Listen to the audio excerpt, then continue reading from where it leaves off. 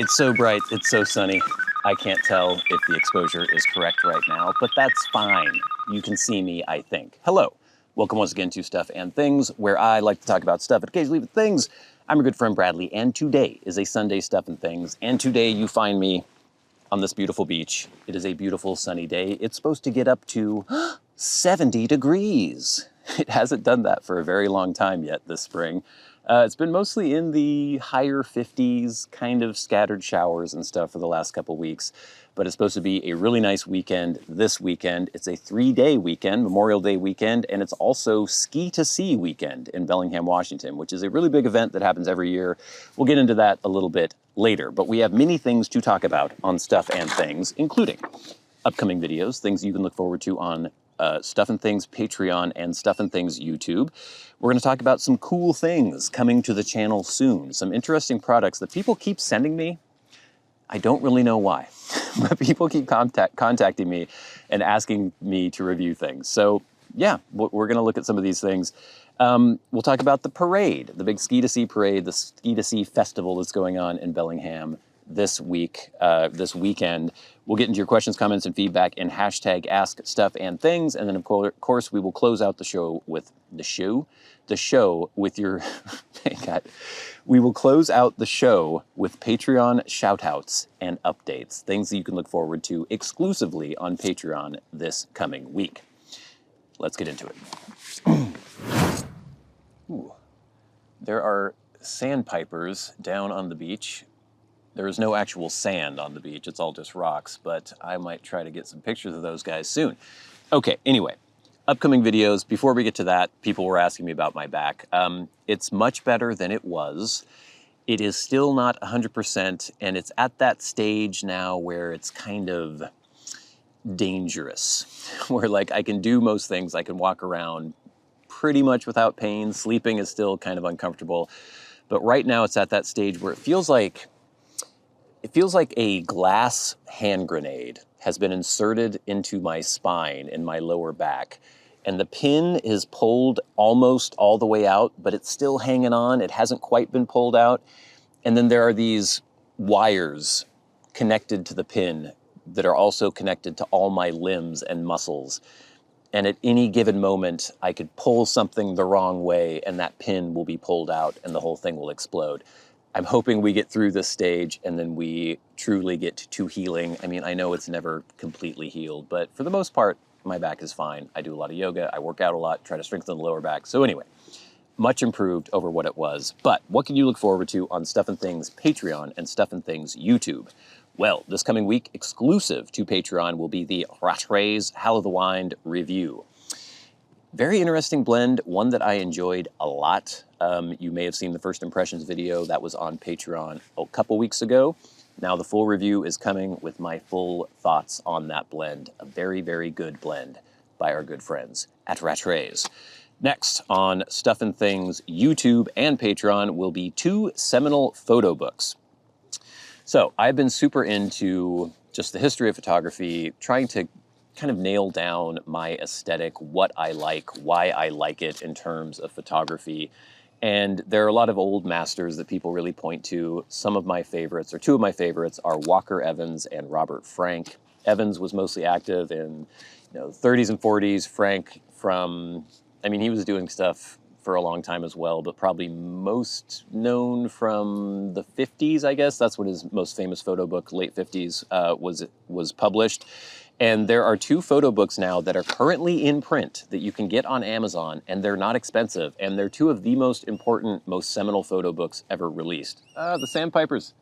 Stay here, I want to photograph you. Damn. Okay. Anyway, it's The Americans by Robert Frank and then American Photographs by Walker Evans. And they're beautiful versions of these books. They're available now on Amazon, and I just have a video about them because I think they're super important and super interesting. And then the week after that, we will be looking at a very interesting blend. It is G&P Fine Teas Point Barrow. So this is a brick and mortar shop's blend, exclusive to that shop in Anchorage, Alaska, and it was sent to us by our good friend Mike. And I was shocked. by this blend because it is a Cavendish, a black Cavendish-based blend. It is very obviously cased. It is very obviously topped and flavored. And it didn't do the things I was going to expect it, or I was expecting it to do. And I did kind of a blend spotlight video I was considering doing, and I'm not gonna like this video because I just assumed I wouldn't, but then I thought, that's not very fair to our good friend Mike and the state of Alaska in general. So I did a blend spotlight, and I was shocked. So look forward to that blend spotlight video coming out exclusively on Patreon as well. Remember, if you want any of the pipe content now, you have to be a Patreon subscriber. YouTube doesn't want it here anymore. Okay, and then, yeah, lots of other cool stuff coming up, so please stay tuned. Lots of stuff. Can't keep up with all the stuff. Too much stuff. Speaking of all the cool stuff, okay. So ever since my channel got demonetized and I was kicked out of the partner program, YouTube does not seem to be recommending my videos to people as much as they used to. So if I post a video that isn't about, so like photo stuff or reviews, things that are just interesting products that before would probably get several thousand views, now they get maybe a couple hundred. And so it seems strange to me that people keep reaching out to me to have me review their products. Now, maybe eventually I'll get partner status back on YouTube and maybe YouTube will start pushing my videos a little bit more again. Who knows? But I'm part of a kind of marketing, what would you call it? I don't know what you would call it. There are these companies that basically represent a bunch of other companies, and they get in touch with people who do, you know, YouTube, other social media and stuff like that, influencers, I guess, and then they interface with those people and they set up basically opportunities like, hey, this company would maybe like you to review their product, yada, yada, yada. I'm with one company called Kutoku, and I don't really make any money off of it, I guess. There's a possibility if I have affiliate links that people could maybe, I might get like $30 every couple months or something like that. If I'd done a video on a product that's represented by Kutoku, and then somebody clicks on the affiliate link. So it's not a huge money-making thing for me or anything, but it's just cool because I get opportunity to look at some interesting products, and a lot of the companies that they represent are cool, companies whose products I'd actually like to review. And so they reached out to me for a company called CRAVAR, C-R-A-V-A-R, and they make these beautiful leather bags, leather camera bags. I think they're located in Jakarta, which is kind of cool and exotic. And they reached out to me and said they wanted me to review one of their bags. I haven't heard back for sure that this is going to happen, but if so, it's going to be really cool because the bags look beautiful, just beautiful vegetable tan leather, brass hardware, like just really impeccably made bags. It looks like, obviously I'll have to review one and see. And they're really reasonably priced, and so it would be cool to show you those. So that might be coming soon. Another company named Bronson makes replicas of a lot of Army surplus stuff or Navy surplus stuff, and I'm going to be reviewing one of their M51 fishtail parka replicas that they make. And they look, just from what I've seen online, like they are really, really authentic. They're not as crazy, like, what is that one company? There's like Buzz something, or there's a company in the UK that has all their stuff made in Japan, and they are just the most crazily authentic stuff. Like if there's some kind of weird Bakelite button or something, they will recreate that button. They will do everything like as close to original spec as possible. And their stuff is like $500 for a fishtail parka. I think this company, they're close to like $180, $190 for a fishtail parka replica. And if you guys don't know what a fishtail parka is, mods, think of mods. In the early 60s, they were wearing M1951 fishtail parkas. That was like their thing. But they were mostly from Korea War era, and then they changed it to the M65 during the Vietnam War era. Anyway, really cool. I used to own an M65 one when I was a youngster, but it'd be really cool to get this. I'm hoping it's as authentic as it looks, and I'm really excited to show it to you. And also, we have the Shinzo Tamura sunglasses that I've been trying out. These things are really cool too.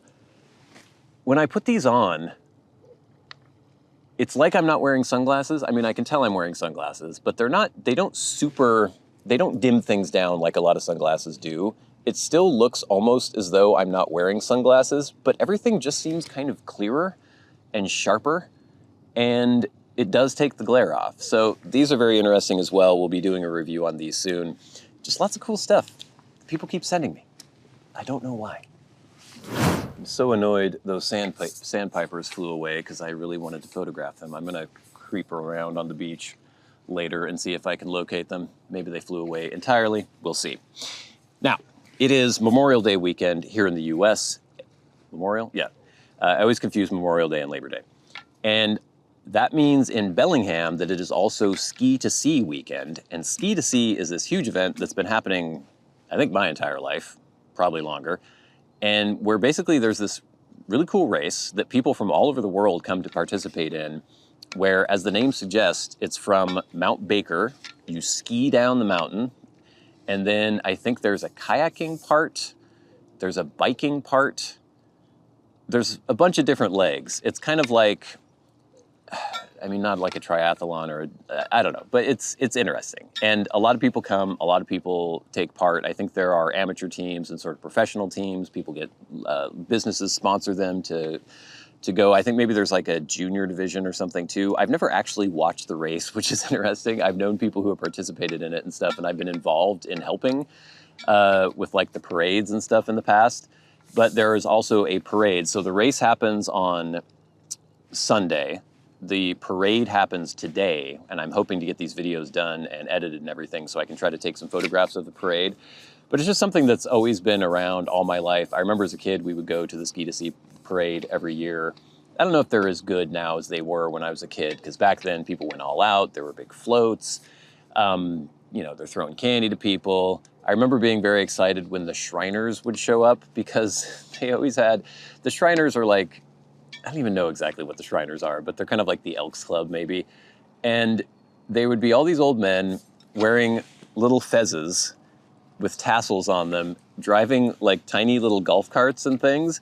But then there was always one guy who had a big old belly, and he would wear this little vest. He looked like Alibaba or something out of the Arabian Nights, and he had like a turban, and he had a big jewel in his belly button and a scimitar, and he would like walk around with this at the front of the Shriner contingent, and I was always so pleased by that as a child. I don't know what that's about. I doubt that guy still is alive. I don't know if anyone has taken his place, but that was always really fun as I was a kid. But of course, with the parade comes all the street closures and stuff, and it was interesting this morning. I went to go to the store, which I usually do, and then I just like couldn't get home. It took me forever to get home, because all the roads that I would take to get home were closed in preparation for the parade. But I'm looking forward to it. Especially this year more than others, you know, I got to a certain point when I was an adult and I was just like, this is just a hassle. It's just an inconvenience for me. But now, because I'm so interested in taking pictures of people in crowds and stuff, and people doing different activities, it's a nice opportunity for me to get out and take some photographs. I did that with the St. Patrick's Day parade that happened recently and got some pretty cool shots. So I'll be taking some film shots and some digital shots. I'm looking forward to it. Do you guys have any local traditions like that? Ski to Sea is kind of the big local thing in Bellingham. Let me know in the comments below. But now, gang, if I can set this stuff down without it tumbling into the sea, it is time for hashtag #AskStuffandThings. Remember, if you have a question for me and you would like it answered on the Sunday Stuff and Things, you can tweet at SATBradley with hashtag #AskStuffandThings. If you are a Patreon supporter, you can write to me via Patreon and go right to the front of the line, or you can leave questions, comments, and feedback in the comments section of my YouTube videos, just like Kenjiro5775 did for last week's Sunday Stuff and Things. Kenjiro says, dude, you should have known better. You should have known better than to hurt my back. I should have learned that lesson by now, but I don't seem to be able to get it through my thick head. At Chris Coffee says, sorry about your back. I didn't mean to have a strong opinion about the Bible. I just thought you asked us to comment about our favorite translation. No offense intended. No, I didn't. I definitely didn't mean to act as though I was offended. And your comment was very cool and very interesting. I think the only thing I was trying to say is that I should have realized that talking about biblical translations would be considered a very serious subject for a lot of people, and people would have very strong feelings about it. I was not in any way upset about anybody giving me their opinions. I asked for the opinions. I want the opinions, but I should have expected how strongly people would feel about their opinions, and I did not. But it was cool. I learned a lot of interesting things. So thank you, Chris. At placeholder 8671 says, a funny thing about King James. So if you haven't watched the last couple episodes, I was talking about buying a translation of the Bible because I've been interested in ancient literature. And I, as a kid, when we used to go to church, it was always the King James. And so I was looking at different translations and stuff. So anyway, people had a lot of advice about that. And at placeholder 8671 says, a funny thing about King James is he also hated essing so much that he personally authored an essay entitled A Counterblast to Tea, which describes it as a custom loathsome to the eye, hateful to the nose, harmful to the brain, dangerous to the lungs, and in the black stinking fume thereof, nearest resembling the horrible Stygian smoke of the pit that is bottomless. He would likely be very pleased with YouTube's treatment of your channel. And yes, I hadn't heard that specifically, but I think in general King James was probably not a real fun guy. Doesn't sound like. Isn't he the one who tried to ban performances, stage performances? I think, maybe. Next, we have at c.contrafactum, who says, I never commented before, but I just wanted to say that stretching might only give temporary relief for your back. It didn't help in my case. In my experience with sciatica pain, I started with air deadlifts sprinkled throughout the day for around a week until I could do light deadlifts and then build on it from there to lifting heavier. Developing and strengthening your back is really the best thing for it. All the best. Peace. Yeah, and I definitely agree with that. Stretching is more just to try to get past the initial, like pain. And then once you do that, I have my regimen of yoga, and I definitely do exercises and stuff to try to strengthen my back. So yeah, very good advice. And then at Chad Curtis 8731 says, sorry to hear you hurt your back again. I know that pain. There's nothing like it. And there's nothing wrong with telling people the truth about how you're feeling. If they think so, if they don't think so, they are sociopaths. As a master electrician owning my one-man business, having back pain really puts a damper on progress. Yeah. Hope you feel better soon, Bradley. Thank you very much, Chad. And yeah, like I said, much improved. I was able to do, a full week of work and everything this week. Not always the most pleasant experience, but I was able to get through it.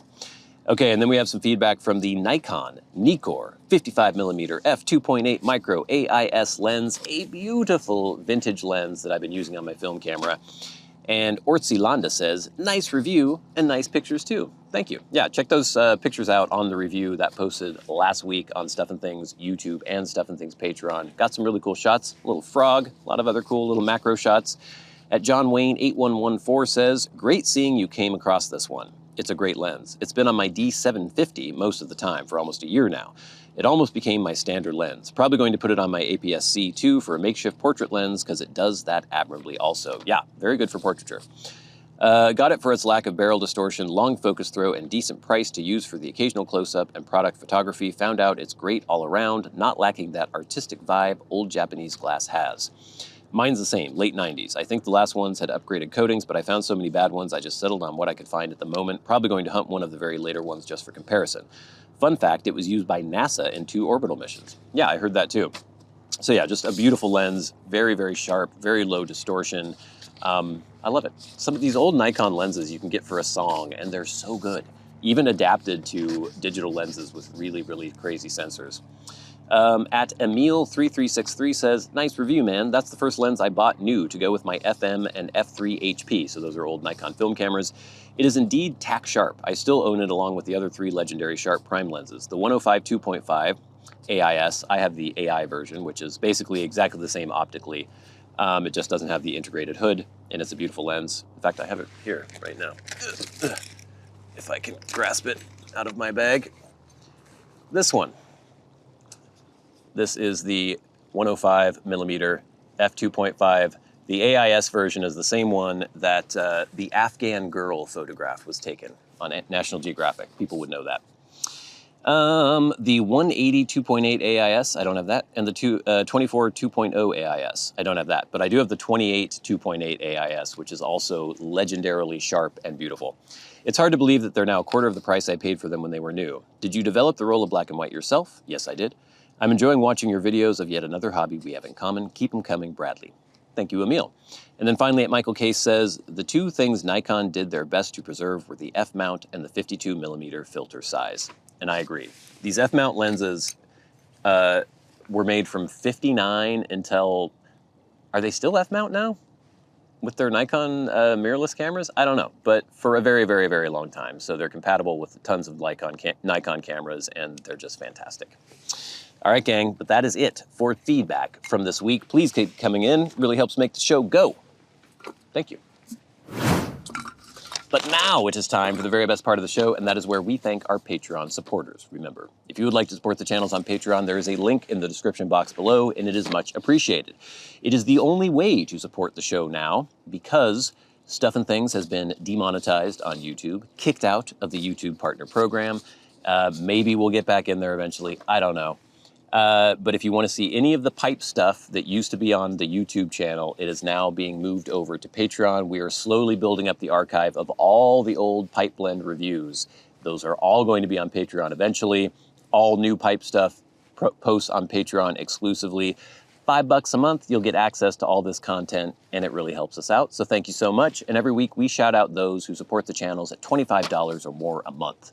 The producers of Stuff and Things. People like Jason Buckner, Arcturus, Ashes of the Phoenix, Jonathon Proctor, The Friendly Piper, GreatGrol, Glenn, Just Glenn, Les Brady, David Severin, Nicholas James, Kyle Whitmore, Mr. Gibson, and Chris Caughey.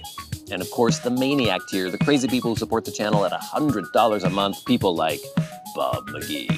And we'll never forget our dearly departed friend and award-winning author, Peter Straub.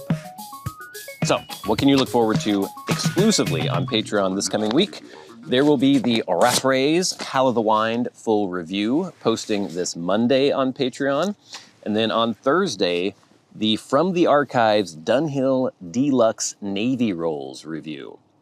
So that was a big one. That was one that I loved back then. This is, again, from 2015, I think from March of 2015. So over a decade ago, I originally posted that review. And yeah, that was a big one. So look forward to that on Thursday. Lots of other good stuff coming up on YouTube and Patreon both. So until next time, until we meet again, I'm your good friend Bradley. You've been the honest business stuff and things on a Sunday Stuff and Things. I'll see you later. I need to go see if those sandpipers are wandering around, or if the little creeps have flown the coop. Oh, my butt. My butt hurts.